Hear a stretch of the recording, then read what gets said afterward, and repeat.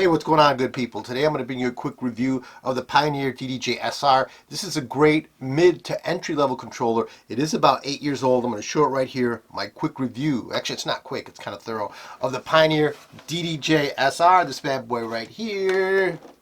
Hope you enjoy it. Alright guys, here we are with the Pioneer DDJ SR.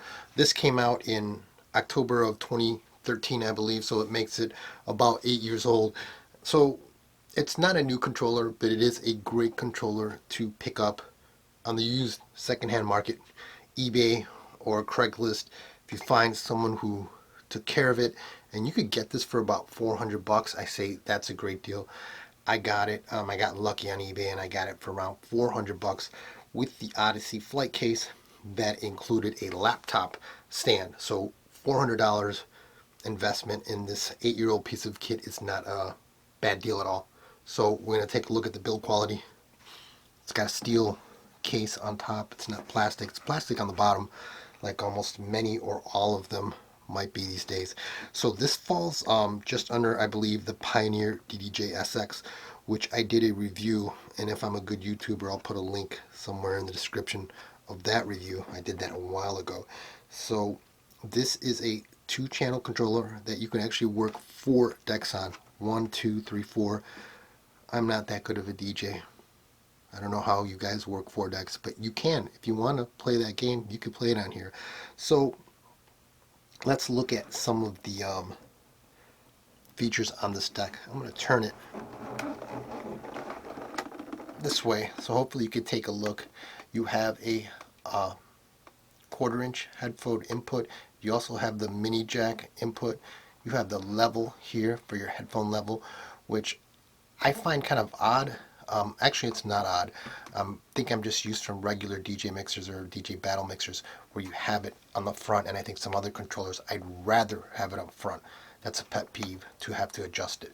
That's a mini complaint. Anyways, you have, for you guys that cut, you have a reverse for your fader. You have, this is always great, you have a curve adjustment. I have it set to the cutting so you could scratch, or you could set it this way to the left and you'll be able to do your blends on that. Okay, so here's an input for your mic, and you have a level here for your mic. Let's put this bad boy back down. Alright, so we'll talk about this fader. This is a light fader. Okay, it's not a mag level fader or anything like that, but it's very light, and if you're halfway decent at scratching, you could get up basic to the medium level scratches, no problem. It's going to have a switch here on the back, and I don't want to unplug this. I'm going to flip it later on in the video, but you have to turn it on. It is USB powered, so you don't have to plug this into anything. Let me cue something up. I have actually a track that I made queued up. One of the things that this doesn't have that some of the newer ones, there is a Pioneer DDJ SR2 that is available now, and that's a good deal, but I think that runs cost-wise about $800 on the low end. If you get it for $7 something, that's a good deal. Anyways, so this has the 8 pads here, the performance pads, like Pioneer likes to call them, and they're very much like Akai MPC pads. They feel good to the touch, but unlike the newer SR2, they don't change colors. So you know how you have your cues set up, color arranged, that's not going to happen here. You're not going to get that. So when we're talking about the crossfader and the feel, let's talk about the feel of, these are aluminum jog wheels, and they feel a little bit heavy. Some of the things you can't pull off, I'll just let you know. You know how you did the spin backs back in the day on the vinyl, and the CDJs have that, Pioneer CDJs, and some of the better controllers have that nice spin back. You're not going to be able to get that here. It's just a heavier it's a heavier jog wheel. So again, we have the vinyl mode and we have the jog mode. When you're in vinyl, obviously you're going to touch it on top here. You're going to get your scratch, so bear with me here. So here, I'm getting that scratch feeling. So let's let this track play, and I'm going to tell you what I mean by the spin back.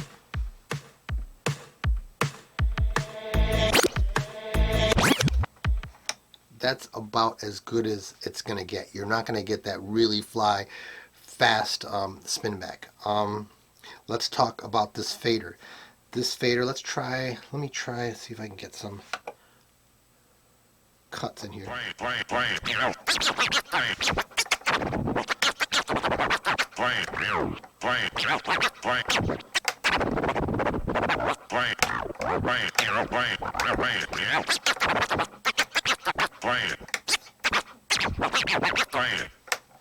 So, I might have let you down on that one.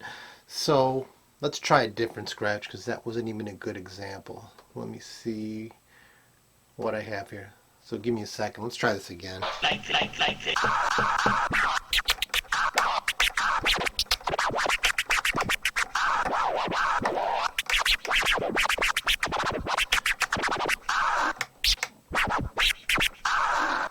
So that's just me playing around. You can get some basic scratches on it.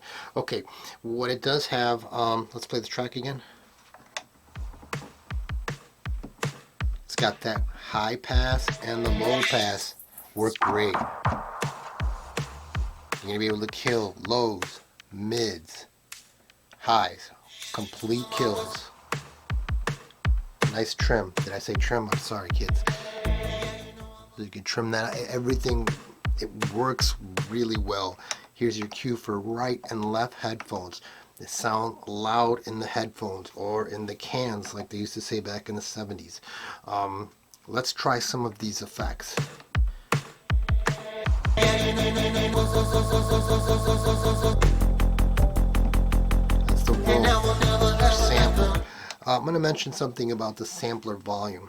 So, playing my track here.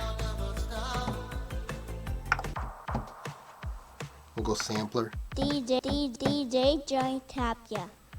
Okay, so one of the things about the sampler volume on the Pioneer DDJ SR, I thought it was louder.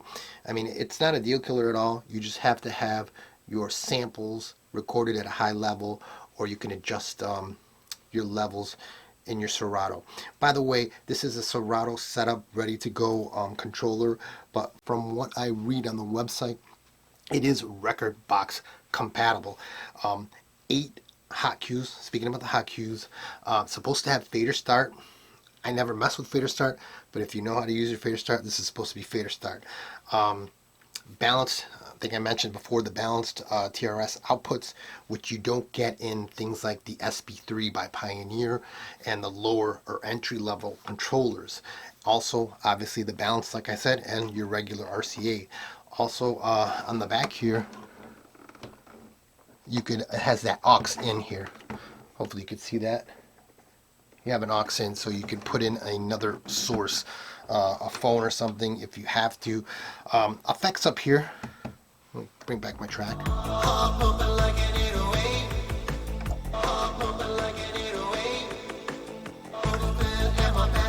Turn them on, turn them off. Nice pitch faders. You can assign the effects on the left or the right. You can switch them around. The easy load button here, you go on your laptop, you press in here, you can get to your crate, prepare a track. Nice master level here.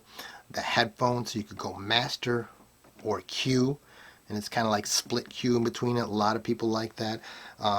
Did I show the high pass filter? I might be going over a couple things again and again, guys. I'm sorry. Yeah, there's your high pass, your low pass. I might have already done that, sorry. If I repeat myself, I do apologize. I'm just trying to get a good overall review of this bad boy. I think all the Pioneer decks do this, so you probably know this. Here you got the final switch. It's vinyl, it's sensitive on top.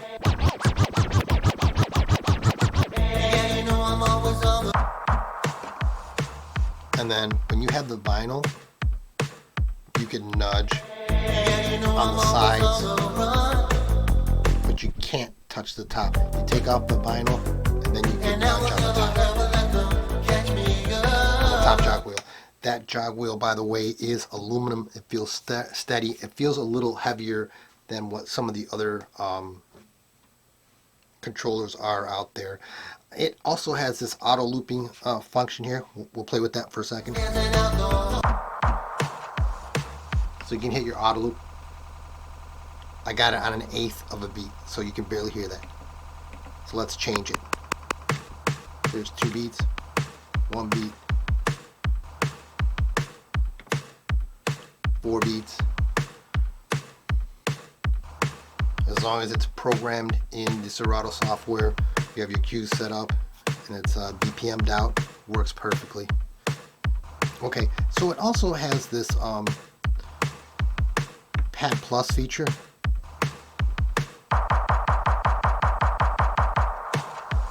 So what that Pad Plus feature does, it has different things, but the one that I find most effective, I think the roll is something else. But anyways, the hot cue, depending on your parameters here, it will loop it in and then keep it. It will keep that beat. It will not, you don't destroy your loop.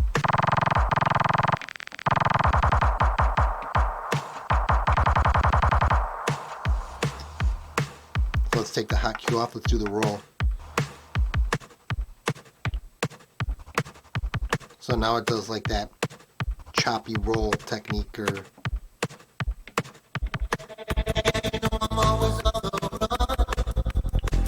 and once you take your hand off,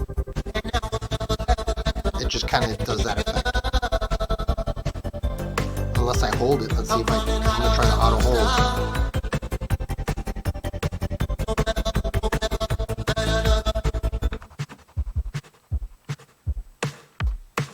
So I don't mess with all those effects all the time, but it's in there. The auto loops, the beat loops, they work well. The pitch faders, they feel good. They've got a little bit of a click when you get to 0 right in the middle. It also has this slip feature, which I'm not familiar with, so let's play with it right now.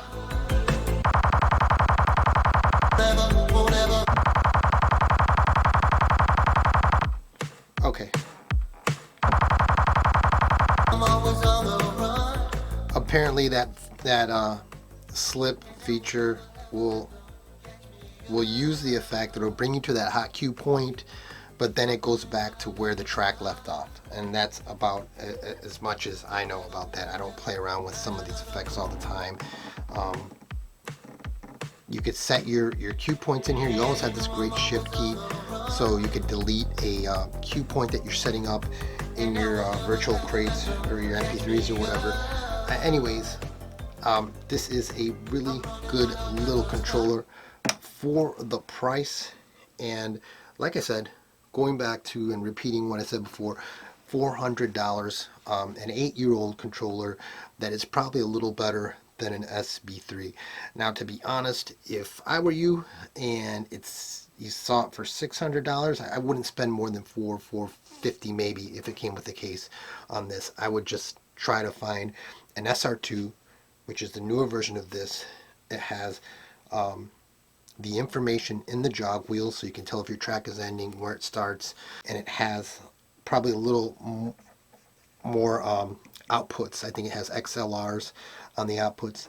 It has the lit up performance pads with the different colors. But this is a really good deal, a really good little controller that if you could find today at a good price, I would recommend. Thanks for checking out my review of the DDJ SR in 2021.